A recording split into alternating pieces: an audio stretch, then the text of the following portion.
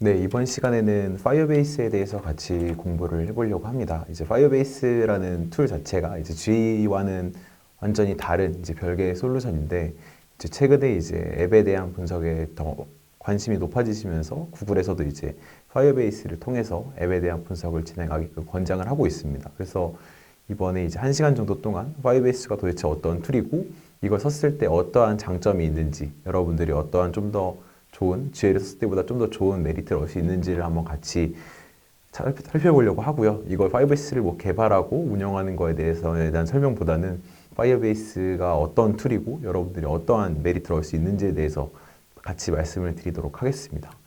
그래서 이제 3개 정도의 클립으로 나눠서 갈 건데, 이제 파이어베이스 애널리틱스가 도대체 무엇인지, 파이어베이스 애널리틱스 이외에 파이어베이스라는 게 무엇인지에 대한 부분과, 그리고 파이어베이스 애널리틱스의 보고서에 대한 부분, 그리고 이제 새롭게 출시된 앱과 웹 속성에 대해서 이게 어떤 부분들을 차지하고 있는지를 같이 살펴보도록 하겠습니다. 첫 번째로 파이어베이스에 대해서 같이 살펴보도록 하겠습니다. 이제 파이어베이스에 대한 설명을 할 때 이제 BAAS라는 백엔드 애저 서비스라는 이제 얘기로 대표를 할 수 있는데, 그럼 이제 백엔드 서비스가 도대체 뭐냐 이제라고 생각을 하실 거예요. 그래서 이제 파이어베이스를 통해서 구글이 얘기하는 거는 너가 이제 앱을 더 풍부하게 더 좋게 만들 수 있고 앱의 퀄리티를 향상시킬 수 있고 너의 이제 비즈니스 성장시킬 수 있다. 이제 이런 식으로 얘기를 하고 있어요. 이제 한번 생각을 해보시면은 여러분들이 되게 좋은 아이디어를 가지고 있어서 앱을 이제 개발한다고 생각을 해볼게요. 뭐 예를 들어서 제가 아이디어가 좋은 게임에 대한 아이디어가 있다. 그럼 이제 여러분들이 어떤 걸 해야 될까요? 그 앱에 대한 디자인을 하고 그 게임에 대한 어떤 내용들을 이제 생각을 일단 아이디어를 하고 그걸 이제 개발을 해야겠죠. 그래서 이제 개발자들을 뽑았는데 이제 그 사람들이 이제 앱에 대한 화면을 만들고 앱에 대한 게임 스테이지를 다 만들었다. 그럼 이제 그 앱을 출시할 수 있냐라고 물어봤을 때 출시할 수 있을까요?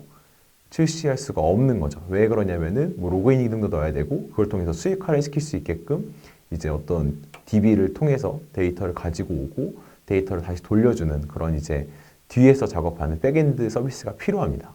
그래서 프론트엔드랑 백엔드를 좀 살펴보면은 프론트엔드는 여러분들이 눈앞에서 보이시는 화면, 뭐 웹에서도 마찬가지로 눈에 앞에 보이는 화면들이 이제 프론트엔드라고 생각하시면 되고, 백엔드는 그 뒤에 있는 뭐 이제 데이터베이스라든가 데이터 처리를 하는 그 뒤에 부가적인 백엔드 서비스를 이제 백엔드다라고 이해를 하시면 될 것 같아요. 그럼 이제 파이어베이스는 뭐냐라고 하게 되면은 파이어베이스는 그 백엔드 서비스를 여러분들이 직접 따로따로 하는 게 아니라 구글이 클라우드 서비스 형태로 모든 걸 다 제공을 해주겠다. 그래서 구글에 있는 백엔드 서비스 이제 파이어베이스를 사용하게 되면은 그런 백엔드에 대한 뭐 어떤 별도의 개발이라던가 이제 좀 더 어렵지 않게 쉽게 백엔드 서비스를 사용할 수 있다라는 게 파이어베이스의 가장 기본적인 컨셉이라고 이해하시면 좋을 것 같습니다.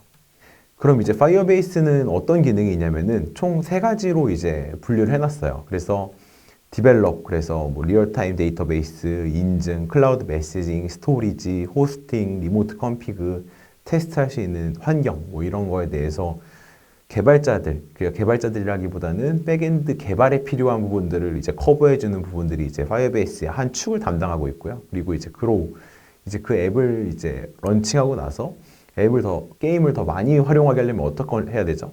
어떤 노티피케이션을 보낸다던가, 뭐 이제 구글 검색에서 검색어에 노출시켜 준다던가, 아니면 다이나믹 링크와 같은 기능으로 내 링크 하나로 이제 앱이 설치되어 있는 사람들은 이제 앱을 바로 실행시키고 앱이 없는 사람들은 플레이스토어로 데이터를 보내주는, 이제 플레이스토어로 그 사용자를 연결시켜주는 그런 기능들을 파이어베이스가 가지고 있다.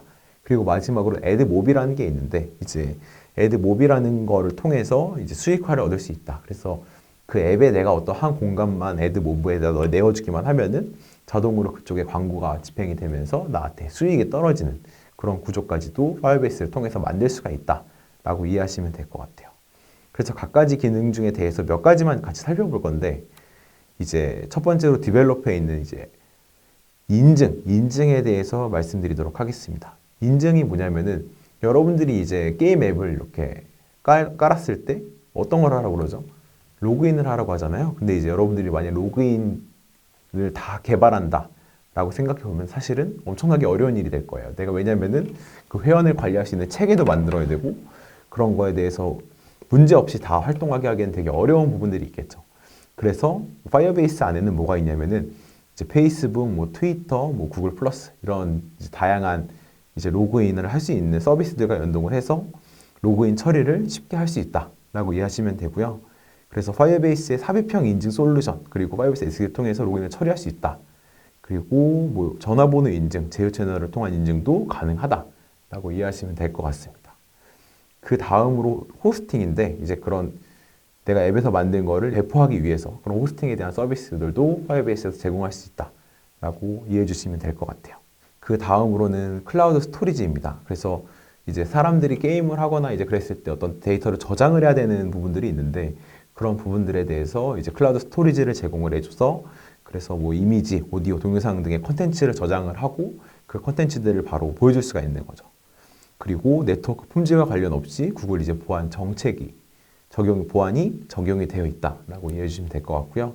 그 리얼타임 데이터베이스도 마찬가지입니다. 그래서 뭐 실시간으로 어떤 데이터를 처리하는 거에 대해서도 구글이 가지고 있는 GCP 내 리얼타임 데이터베이스를 제공을 해줘서 이거를 뭐 iOS, 안드로이드, 웹, 유니티, C++ 같은 다양한 환경에서 사용할 수가 있다라는 부분이 있고요. 되게 실시간으로 빠르게 처리해 줄 수 있다.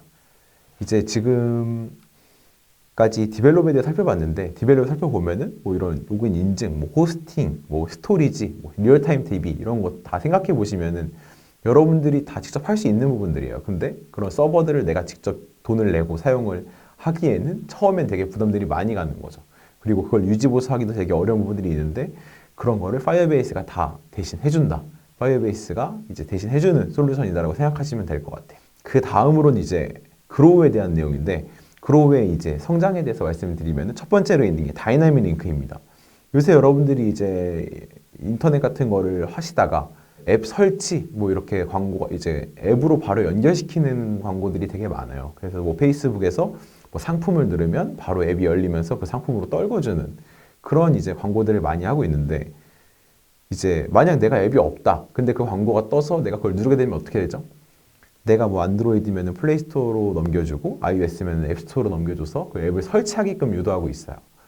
그런 이제 부분들을 다이나믹 링크라고 하고 그래서 이제 뭐 iOS나 안드로이드에서 동일하게 이제 다이나믹 링크 기능을 통해서 링크 하나로 이제 설치가 되어 있을 경우에는 앱을 바로 실행시키는데 그게 안드로이드 앱이 안드로이드 폰이면 안드로이드 앱을 실행시키고 iOS면 iOS 앱을 실행시키고 근데 이제 그게 설치가 안 돼 있는 고객이다 그러면은 안드로이드는 플레이스토어로 보내고 iOS는 이제 앱스토어로 보내고 근데 아예 설치가 안 된 고객들한테는 웹으로 보내달라 뭐 이런 거에 대한 설정도 파이어베이스의 다이나믹 링크라는 기능을 통해서 구현을 할 수 있다.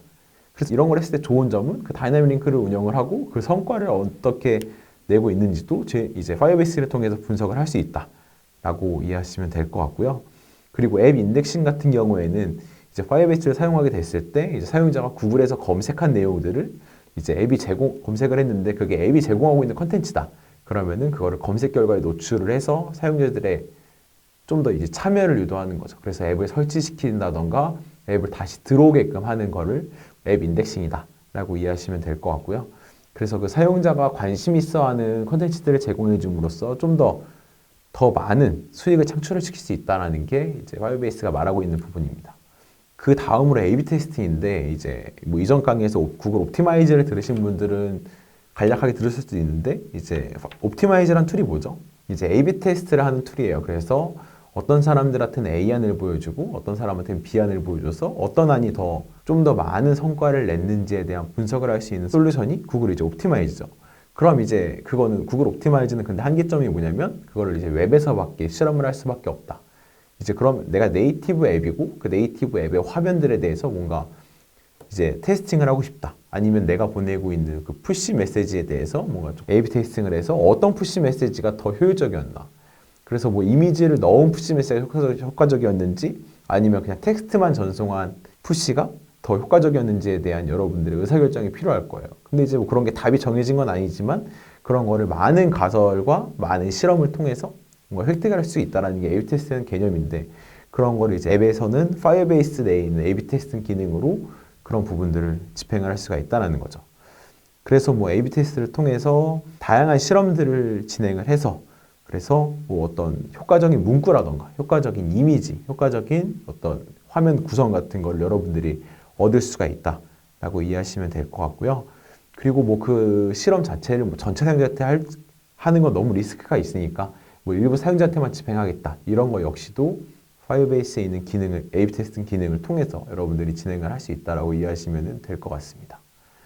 그 다음으로는 이제 인앱 메시지인데요.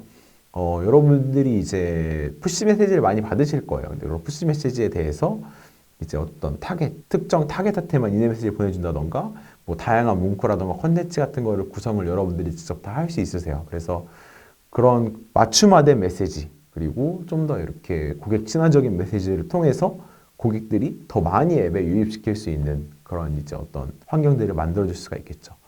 근데 이제 이런 부분들을 다 파이어베이스 애널리틱스를 통해서 성과 같은 것도 다 분석을 할 수 있다. 그래서 어느 메시지를 통해서 들어온 사람들이 어떤 반응률이 좋았는지, 아니면은 반응률 뿐만 아니라 그걸 이제 활용하는 측면에 있어서도 어떤 게 더 좋았는지, 이런 것도 여러분들이 직접 활용할 수가 있는 거죠. 그 다음으로는 테스트 랩입니다. 테스트 랩은 뭐냐면은 이제 구글이 호스팅하는 가상 기기 및 실제 기기에서 앱에 대해서 자동 테스트 및 맞춤 테스트를 실행한다고 되어 있는데, 무슨 얘기냐면 제가 이제 이 실험을 하는 거에 대해서 내가 테스트 랩에 들어가서 바로 실험을 하게 되면은 앱 자체에서 그런 테스트를 할 수 있다. 그랬을 때 이게 버그가 뭐가 있고 내가 뭐 잘못 개발한 게 뭐가 있는지, 좀 잘못된 부분들에 대해서 미리 확인할 수 있는 기능들도 파이어베이스 제공하고 있다는 거고요. 그리고 이제 마지막으로 프리딕션인데, 프리딕션은 이제 예측 모델이 들어가 있어요. 파이어베이스 내에는 이제 자동으로 예측 모델을 할 수 있는 기능이 들어가 있어서 그런 예측 모델링을 하고 난 다음에 그걸 가지고 어떤 메시징을 보낸다던가, 이제 어떤 다른 다이나믹 링크를 뿌린다던가, 이제 그런 부분들을 여러분들이 직접 할 수가 있다라고 이해하시면 될 것 같습니다. 그럼 왜 지금까지 파이어베이스 애널리틱스에 대한 얘기는 하나도 안 했어요? 지금까지는 이제 파이어베이스가 제공하고 있는 개발적인 측면과 성장에 대해서만 말씀을 드렸는데, 이제 파이어베이스가 얘기하고 있는 관점 중에 가장 큰 부분은 이제 아까 다시 이 화면으로 돌아왔을 때 여기 이렇게 이제 개발이 있고, 여기 뭐가 있죠? 이렇게 성장이 있고, 여기 데이터 수익, 이제 사용자를 가지고 수익화를 얻는 부분들이 이렇게 있어요. 근데 이제 가장 중요한 그 가운데 뭐가 있죠? 데이터 분석이 있다. 그래서 내가 개발을 하고 성장을 하고 앱을 운영을 하고 뭐 어떤 그 운영된 앱을 가지고 수익화를 하는 거를 좀 더 잘 활용하기 위해서는 항상 뭐가 필요하죠? 지금 이제 되게 오랜 시간 동안 GA 강의를 들으신 분들은 이런 거의 모든 기반에는 분석이라는 게 당연히 필요할 수밖에 없다라는 건 이제 이해하셨을 거예요. 그래서 그런 분석에 대한 기능을 파이어베이스가 이제 탑재하고 있다.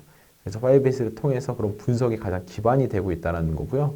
그래서 좀 애널리틱스에 대한 얘기를 좀 더 해보면은, 그래서 파이어베이스 애널리틱스 통해서는 이제 전반적인 트래픽, 그래서 사용자가 얼마큼 발생을 했고 사용자가 얼마큼 들어왔는지, 그런 것뿐만 아니라 어떤 특정 조건에 만족하는 사람, 그런 걸 뭐 뒤에서 세그먼트를 통해서 분석한다고 되어 있는데, 파이어베이스도 마찬가지로 그런 잠재 고객을 만들어서 고객에 대한 분석도 같이 진행을 할 수 있다. 그런 부분들을 이해할 수가 있고, 그 다음에 이제 뭐 설치 유입 경로에서부터 고객 행동까지 앱 행동 데이터를 애널리틱스 통해서 분석할 수 있다. 이제 GA의 데이터와 똑같은 거예요. GA에 대해서 말씀드린 내용과 똑같은 거를 파이어베이스 내에서 다 할 수 있다는 거고, 뿐만 아니라 이제 얘는 무료 버전을 이제 파이어베이스는 유료 버전이 따로 없어요. 그래서 이제 파이어베이스 애널리틱스는 유료 버전이 없고, 그 앞에 있는 뭐 클라우드 서비스나 이런 걸 쓰시려면 비용이 발생하는 부분이 따로 있는 건데, 파이어베이스 애널리틱스라는 걸 사용하실 때 어떤 데이터를 내가 로우 데이터를 받고 싶다라고 하면은 그것도 역시 빅쿼리를 통해서 데이터를 직접 다운받을 수 있다라고 이해하시면 될 것 같습니다. 파이어베이스 애널리틱스 장점이 뭐냐? GA에 비해서 훨씬 장점이 뭐냐? 일단은 무료입니다. 그래서 파이어베이스 애널리틱스는 뭐 샘플링이라던가 뭐 이런 제한 같은 거 없이 여러분들이 그냥 무료로 되게 다양한 기능들을 활용할 수가 있고, 앱에 대해서 뭐 코호트 분석이라던가 다양한 분석을 여러분들이 직접 할 수 있다는 게 가장 큰 장점이고요. 그리고 GA는 어떤 게 중심이라고 그랬죠? GA는 이제 태생이 웹에 대해서 태어났기 때문에 다 웹 중심으로 되어 있어요, 기본적으로. 하지만 파이어베이스는 이제 태생부터가 웹 중심으로 되어 있기 때문에 그 앱에 대해서 앱을 좀 더 심도 있게 이해할 수 있는 이제 보고서와 구성으로 구성이 되어 있다라고 이해하시면 될 것 같아요.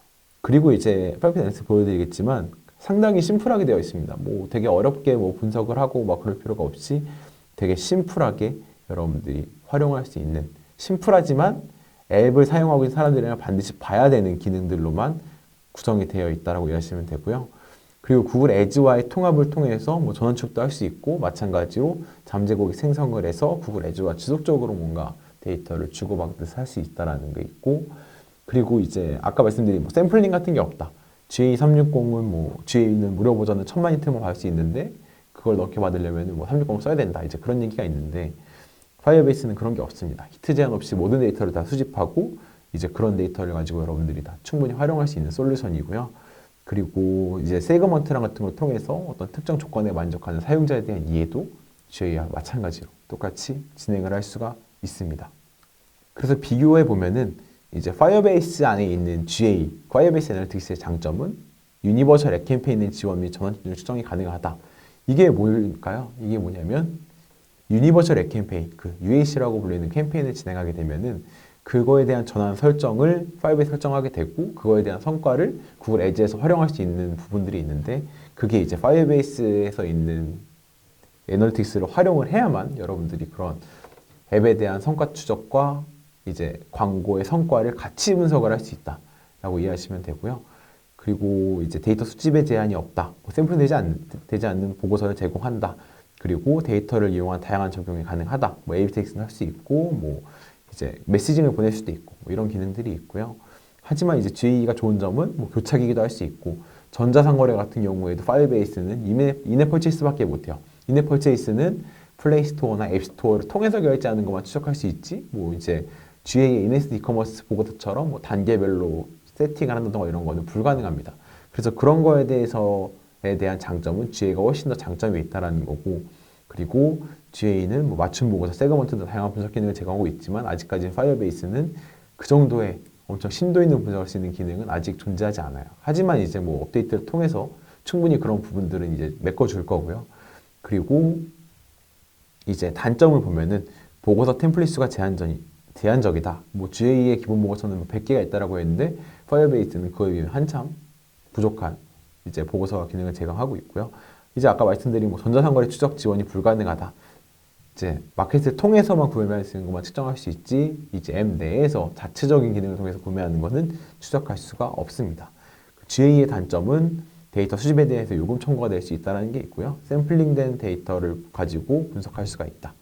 그리고 여기 마지막으로 추가 업데이트가 없다라고 했는데 이제 10월 31일부터는 GA에 있는 모바일 SDK를 통해서 수집하는 부분들에 대해서는 수집이 안 된다라고 지금 나오고 있어요. 근데 예외사항은 이제 그 속성에 웹 데이터랑 앱 데이터가 같이 있을 경우에는 문제 없이 수집이 될 거고요. GA360 고객도 문제 없이 수집이 된다.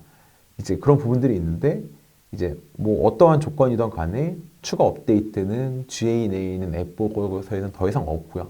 모든 건 다 파이어베이스를 통해서만 업데이트를 진행한다고 구글이 얘기를 하였습니다. 그래서 이런 부분 참조해서 파이어베이스도 같이 꼭 활용을 하시는 게 여러분들이 좀 더 앱 분석에 대한 기반을 마련하시기에는 훨씬 더 좋은 환경을 만들 수 있다라고 이해하시면 될 것 같아요.